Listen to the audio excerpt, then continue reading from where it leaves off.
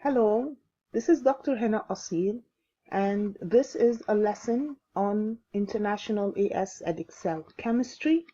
Our lesson today is on mass spectrometry. Now, the mass spectrometry is a method of analysis of samples using an instrument that looks something like this. It involves several parts. It involves a part where high energy electrons are being used. It has a part that has positive electrodes where ions are accelerated. It has a magnet and a detector. These are the basic parts of the instrument. Now, what is happening inside the instrument?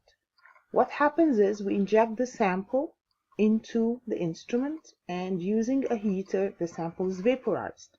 So the vaporized sample is bombarded by electrons from an electron gun. When this happens, we have ionization of the sample. So the first thing that happens in the mass spectrometer is that the vaporized sample is bombarded with high energy electrons. This causes ionization of the sample. That means electrons are removed from the sample and the atoms are changed into positive ions. So that's the first step in the mass spectrometer. This high energy electrons bombard the atoms in the sample. The electrons are removed from the atoms and the atoms are changed into positive ions. This step is called ionization. So that's the first step in mass spectrometry.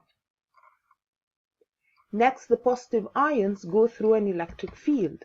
What happens there is acceleration of the positive ions. So the positive ions are passed through positively charged electrodes. These create an electric field, and this causes acceleration of the positive ions. Remember that acceleration means that the positive ions start to move very quickly or move faster. The next step is these ions pass through a magnet. When they pass through the magnetic field, what happens is deflection. So the next thing that happens to the positive ions is deflection. The positive ions are deflected using the strong magnetic field. Now, when they are deflected to different extents because lighter ions are deflected more than heavier ions. And in this case, the ions are separated. So you get the lighter ones somewhere and the heavier ones. As we move on, they are deflected in different directions. The next thing is detection of the ions. So we have a detector that detects the ions, and this is connected to a computer. The recorder records what we call a mass spectrum. Do we understand this? So, again, what's happening? We're passing vaporized sample into the instrument. The first thing that happens is ionization. The sample is bombarded by high energy electrons. Electrons are removed from the sample and positive ions are formed. Then we pass through positive electrodes that create an electric field. This causes what? This causes acceleration of the positive ions. Then these positive ions go through a magnet or a magnetic field.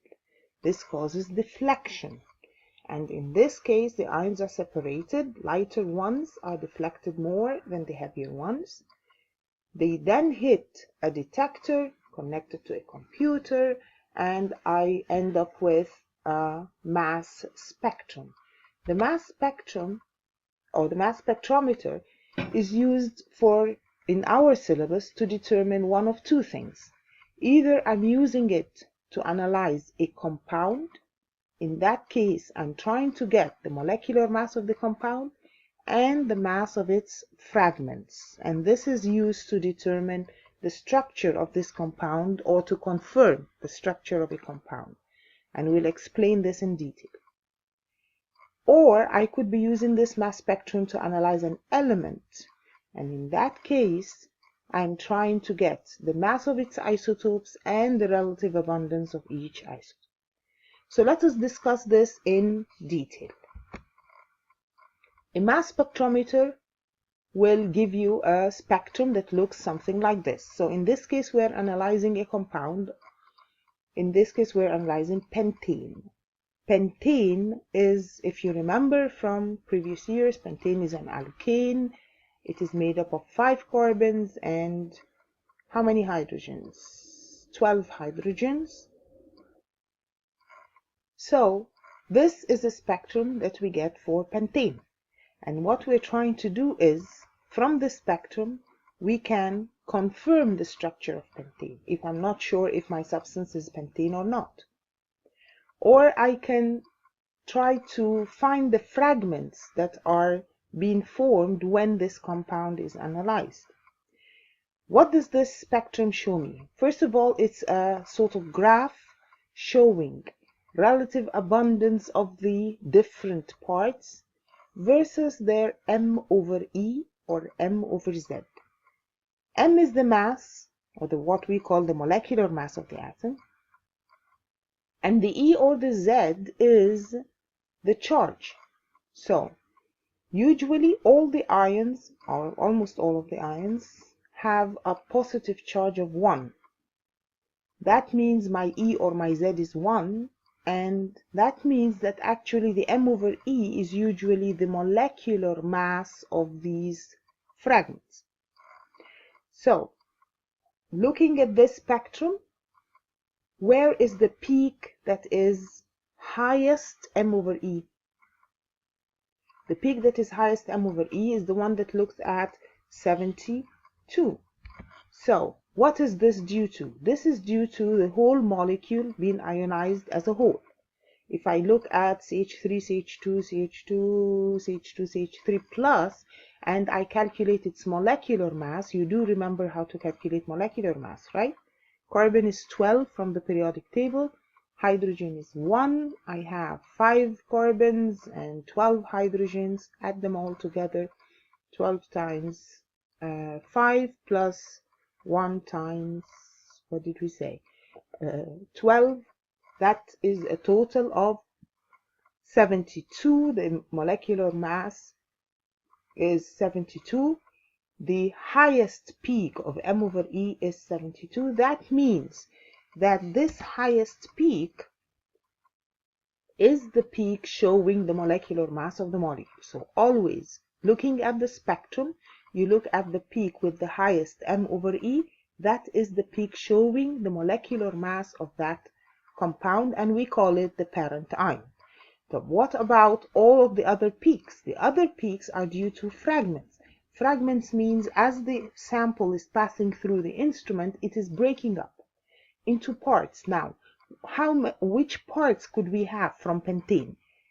Looking at this, if I remove that last CH3, then I end up with a fragment that has a total molecular mass of 57. And that is the one that is giving that peak at 57. Other fragments, for example, removing that other CH2, that is a 43, that shows the peak at 43. Now, the peak at 43 is the highest abundance. That only tells us that many of the fragments have a molecular mass of 43, or most of the fragments have a molecular mass of 43. It really doesn't tell us anything else. It's just, for our syllabus, it just shows the fragments with the highest abundance. This peak is called the base peak. So the peak with the highest abundance is just called the base peak. Other peaks are also due to other fragments. So when we fragment this further, we get the peak at 29. So this is a basic spectrum. It shows me the molecular mass of the compound. If I'm not sure what the compound is, then this is a compound that has a molecular mass of 72. It also shows the different fragments, so this helps me to confirm the structure of the molecule. And we'll do some questions regarding this. Let's look at the spectrum for ethanol. So this was a spectrum that was done for ethanol. What do these peaks show? Now, if you remember, ethanol is an alcohol with 2 carbons, so the molecular formula is CH3CH2OH. When it passes through the spectrum, it becomes a positive ion. Remember that all the things that were being analyzed here are in the form of positive ions. So, looking at ethanol, if we calculate the molecular mass of ethanol, it is 46. And that is indicated by the peak with the highest molecular mass in the spectrum, which is the peak at 46. Remember, we said the peak with the highest m/e is the peak showing your molecular mass. What about the other peaks? The other peaks are due to fragmentation. So what kind of fragmentation can I have? If I remove that last hydrogen, the molecular mass becomes 45. And that is the next peak that we have, a peak at 45. What else can we do to break up this molecule? It breaks up, for example, removing that last CH3 part. So I end up with a part that has CH2OH.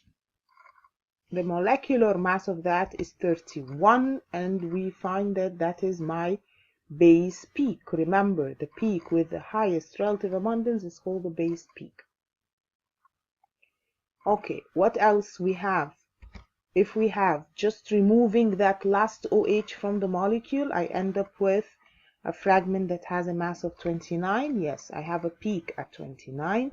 And if I remove another hydrogen from that fragment, I end up with a peak at 28. So this is the analysis of a sample of ethanol. Now, let's take a look at one of the possible questions that you could have. The question says, methanol and ethanol are both GLVs, green leaf volatiles.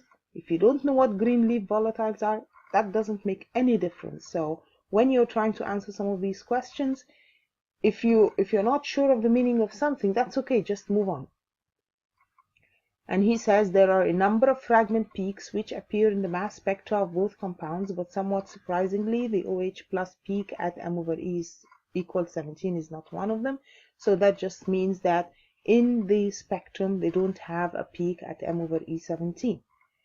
Now, the question says, suggest the formula and m/e values of 2 fragment ions that you would expect to occur in both spectra. So what does he want? He's talking about methanol and ethanol. First of all, what is the structure of methanol and ethanol? Be able to draw the structure of ethanol and methanol. Remember that methanol is that first structure. It's something that has 1 carbon and an OH, and the rest are hydrogen, so that's methanol. The ethanol is something that has 2 carbons. Okay, what kind of fragments can I have from these? He's telling me I want fragments that would occur in both spectrum. Now, how can we do that? If you look at this, remove a hydrogen from the methanol, remove a CH3 from the ethanol, both of them will give a fragment that has 1 carbon, 2 hydrogens, and 1 OH. And the molecular mass of that is 31, if you sit down and calculate it.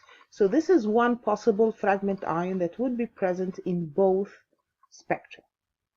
What other fragment ion can I have in both spectra? I can have the one where the CH3 breaks away and it becomes a separate fragment. So CH3 plus alone has a molecular mass of 15. So this is another possible fragment. Do we understand how to think about this? So you need to know the structure first, and you need to be able to think about what kind of fragments you will have. Okay, here he's saying, in continuation of that question that we just did, he says, give the formula of 1 fragment ion that you would expect to be present in the mass spectrum of ethanol, but not from methanol. So again, we remember this was the structure of methanol and ethanol. Now he wants what? He wants a fragment that is present only in ethanol. Which fragment would I have only in ethanol? Of course, it is the fragment that has 2 carbons, because methanol could never give that fragment. So this is the kind of fragment. You can either write it in displayed form, if you remember about all of these, or as a structural formula. So this is a fragment present only in one of them. Are we following so far? Okay, this is another question. The question says, a compound which has major peaks with mass over charge ratio at 29, 57, 58 in the mass spectrum could be which of these? So he's looking for what? He's looking for a molecule. If you break it up, it could give you something at a peak at 58, a peak at 57, a peak at 29. So the first thing you need to do is draw the structure of each one. So let's take a look at the first one. The first one is propanal. This is the structure of propanal. 3 carbons, and propanal is an aldehyde. This is what an aldehyde looks like. Remember, we're going to be studying organic chemistry, and you will know how to draw the structures of these. So for now, let's draw propanal as it is. You need to determine propanal can give you which kind of peaks. So if I sit down and calculate the molecular mass of propanal, it is 58. If I remove one of its hydrogens, that becomes 57. If I remove a CO from the molecule, then I can get a fragment that has molecular mass of 29.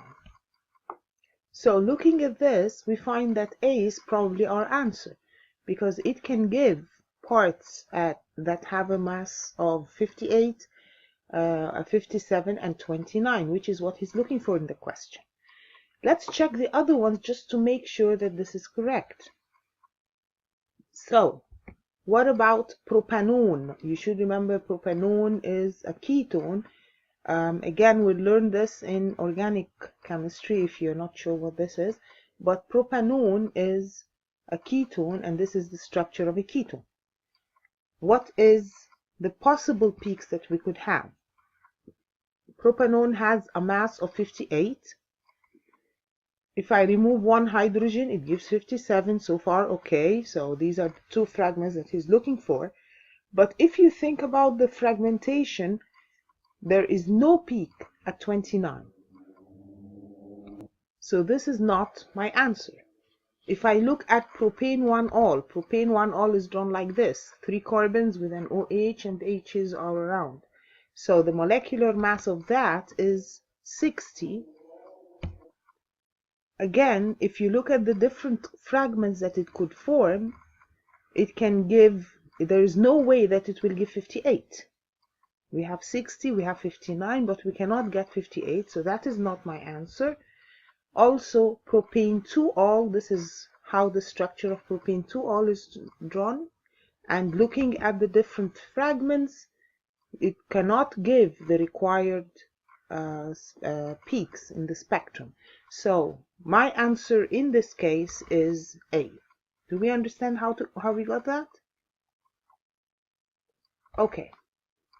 That was talking about the analysis of compounds. What if I'm using my mass spectrometer to analyze an element? In that case, I'm trying to detect the relative abundances of isotopes. You remember what is meant by isotopes? If you remember from O-level, isotopes are atoms of the same element having the same number of protons but different number of neutrons. That was the definition of isotopes in O-level. Okay, what does that mean? If I'm analyzing something like chlorine, this is the kind of spectrum that I would get. I will find that I have 2 peaks in my spectrum for chlorine. The first thing this will tell you is that the chlorine has 2 main isotopes. So when I get 2 peaks in the analysis of an element, that means I have 2 different isotopes for chlorine. So from the spectrum, one of the isotopes for chlorine is something that has a mass of 35, and the ones that have a mass of 35 have an abundance of 75%. That means that 75% of my atoms have a mass of 35. The other 25% of atoms of chlorine have a mass of 37. This is what my spectrum is telling me. I can use this information to calculate the relative atomic mass of chlorine. You remember how to calculate relative atomic mass of something? It is the abundance times the mass plus the abundance times the mass. So the first one has a mass of 35 and a mass of 75, so it's 35 times 75 over 100, plus the other mass is 37, so it's 37 times 25 over 100, and this gives you a relative atomic mass of chlorine of 35.5, and that is what we have in the periodic table. So remember that we said the molecular masses in the periodic table are really an average of the different isotopes, the masses of the different isotopes. Okay, good. Now, this is a question that you might have. So the question says the following results were obtained for the atoms of oxygen. So here he's showing me the different isotopes of oxygen. We have one with a mass of 16 that has this relative abundance, and another one with mass 17, and so on. And he's saying calculate the relative atomic mass of oxygen atoms. Now, to calculate the relative atomic mass of the oxygen atoms, we said, what did we say? The mass times the abundance, plus the mass times the abundance, plus the mass times the abundance, all of them divided by 100. This gives me this answer, 16.00445. But then, please note that usually in his question, he would give you an indication of what he wants your answer to be. So in this case, he's saying, show your working and give your answer to 3 decimal places. You have to change this to 3 decimal places. You should be able to round up the numbers to 3 decimal places. Okay, another question here is telling me a sample of bromine contained equal amounts of 2 isotopes, and the question tells me that actually somewhere else that the isotopes of bromine are one that has a mass of 79 and another that has a mass of 81.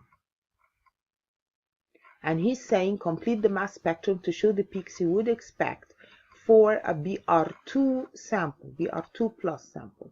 So he's telling me I have a bromine molecule. Bromine molecule is made up of 2 bromines.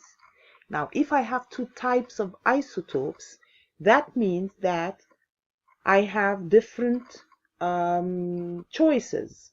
Either both bromines have a mass of 79, or both bromines have a mass of 81, or one of the bromines has 79 and the other has 81. In that case, it could be the first one that has a mass of 79 or the second one that has a mass of 79. So actually I have 4 choices. The one with both of them 79 will have a mass of what? It will have a mass of 158. So I should have a peak at 158. The one with both the bromines with a molecular mass of 81 will have a total mass of 162. So I should have another peak at 162. So what about the one where I have one of them 79 and the other 81? In that case, I have these choices are 2 out of 4, and that means that the peak for this one, which is at 160, should be twice the relative abundance as the other 2 peaks. Do we understand this? Okay, so this is the kind of spectrum that we should draw for this. Okay, again, you need to know that inside the instrument, the ions are passing through a vacuum. And this is important. It should be a vacuum and not air, for example, because remember that these are particles, and if we have air particles in the instrument, the air particles could collide with my ions and change the way in which it's deflecting. So this will affect the deflection of the ions, or it will give extra peaks in the spectrum due to the particles of the air instead of the particles of the atom. So this is one thing you need to remember. Another thing, remember we said that lighter ions are deflected more than heavier ones. Now, what does that mean? It means that if I have an isotope of 35, for example, the ion for this isotope will be deflected more than the ion with a higher mass. Do we understand this? Also, remember that I could have either one positive charge or two positive charges. Now, in that case, if I'm looking, for example, at an oxygen isotope 16, but it could have one positive charge or it could have two positive charge. And remember that the peaks were due to what? They were due to m over e, mass over charge. So the peak for that first one, O16 2 plus, would have a mass of what? It will have a mass of 16 divided by 2, so that will give me a peak at 8. The other one has O16 plus, so this, which one is heavier in this case? The one with O16 plus is heavier, and that means it will be less deflected or deflected to a lesser extent than the O16 2 plus. Are we following? Okay, this is a question. A mass spectrum was used to analyze a sample of oxygen gas in which the most abundant isotope was O16. The oxygen was ionized and the ions were accelerated by an electric field. Now, in the first case, he's saying suggest the formula of two different ions containing only the O16 isotope. What are the different ions that we could have? Remember that we said we could either have an ion with 1 plus or an ion with 2 plus, and an ion that has one oxygen atom or an ion that has the oxygen molecule. So any two of these could be your answer because these are the different choices that we have. The other question in this part is saying which part of the mass spectrum separates ions of different mass. Do you remember which part of the mass spectrum separates ions of different masses? Where are they separated? They're separated in the magnetic field when it deflects the ions with different masses to different extents. So it is deflected in the magnetic field. Okay, this other question says for the two ions you have chosen, so this is the same question, sketch their paths in the mass spectrum after leaving the electric field as they approach the detector. Remember, if they're leaving the electric field and they're approaching the detector, that means they're passing through what? They're passing through the magnet, and the magnet is deflecting them. So basically, you need to show the deflection of each ion. Basically, you need to indicate that the one with a heavier m over e will be deflected to a lesser extent. So for example, if these are the two choices that you wrote, O2 plus and O2 oxygen 2 plus, the m over e for that first one that has a higher charge will have a lower mass, or the one with less atoms will have a lower mass. So the m over e, when it is lower, then the deflection is more, as we indicate here. Okay, so notice that the spectrum shows m over z. The z is the charge of the ion. So if I have an m over z, that depends on the charge of the ion. If we're talking, for example, about iron 56, I could have a fragment that has one positive charge or two positive charges. And remember that that means that I could have a peak at 56 and another peak at 28. For example, this was a question that says the table gives the percentage abundance of the isotopes of X obtained from the mass spectrum of the sample. And he's saying calculate the relative atomic mass of the element. Remember, we said how do we calculate the relative atomic mass of the element?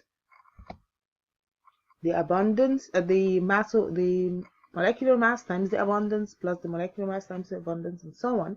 So if we calculate this, and he's saying it's an isotope of X, we find that the molecular mass is 55.9.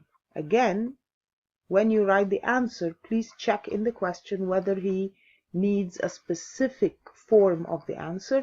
So for example, here he's saying give your answer to 3 significant figures, so the answer has to be in 3 significant figures. Now, his next question is saying A peak at M/E28 was also detected in the mass spectrum of X. Identify the species which produced this peak. So first of all, we did not know what is X, but when we calculated the molecular mass, we found that the molecular mass is 55.9. If you look at the periodic table, you will find that the element that has a molecular mass of 55.9 is which one? It's iron, Fe. Now, we said, how does Fe get a peak at M/E28? The mass of iron is 56 or 55.9. So how will I get a mass over E of 28? That is, if I have an iron that has 2 positive charges. So this is the species that will produce this peak. Are we okay? Okay. So this is what we use the mass spectrometer for. We said, remember again, we use mass spectrometry to analyze a compound or to analyze an element, and we talked about what we do with each one. But we also have other uses of mass spectrometry. So, for example, mass spectrometry could be used to determine the age of fossils, radioactive dating, or analysis of materials from space. So the first thing that they would do to analyze something coming from space, they could use a mass spectrometer to analyze it. The most common use in our everyday life is it is used for drug testing in sports. Remember that in sports it is prohibited to use anabolic steroids. So usually in many of the competitions they test the athletes for anabolic steroids, and this can be done by mass spectrometry. We could also use it to identify drugs in the body. So to determine the presence of certain drugs in the body, we can use mass spectrometry. It's used in quality control in pharmaceutical industry. It is used to identify molecules from samples so that we determine their biological activity. Okay, so these are some of the uses of mass spectrometry in everyday life. Thank you for listening to this. If you think that this kind of lessons are useful to you, please go to my website, drhanaaassil.com, and if you would like to, you can enroll in my online course, which is involving courses in O-level Edexcel, International IAS Edexcel, and O-level Cambridge. So these courses in general involve lessons like this in which we explain the chapter, and this would be followed by another lesson in which we discuss some questions and answers that you would be assigned to do as homework, and there also are quizzes and things that could be corrected during the course in order to prepare you for the exam at the end of the year. So please, if you think this can be useful to you, please enroll in the course in the website drhanaaassil.com, and I hope that you will find it useful. And please, if you need anything, try to contact me through the website. Thank you very much for listening.